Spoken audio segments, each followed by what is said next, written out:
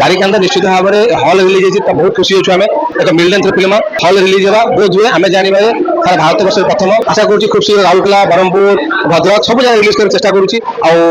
सब निश्चित भाव हम मिडलैंड सिनेमा हल रिलीज करने मो टीम चारिकांतर समस्ते बस कथा हेलु सिनेमा रिलीज करूँ जेहेतु बाहर बहुत जगह प्रशंसित होता तेणु जूरी मैंने प्रशंसित करते जदिव तेणु दर्शक मतलब प्रशंसित हुए आम जानू आम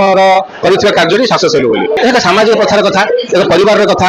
जीवन और मृत्यु मध्य बंची भल पाइबार कथा मनुष्य शेष बेलू शेष यात्रार कथा अच्छी रही तो मो कह कथा मनुष्य जीवन में जी जहाँ भल पाए बांधिकी रख भल रुह बंचिकी रुह शांति रुह निश्चित भाव में सिनेमाटी आज जो भाव में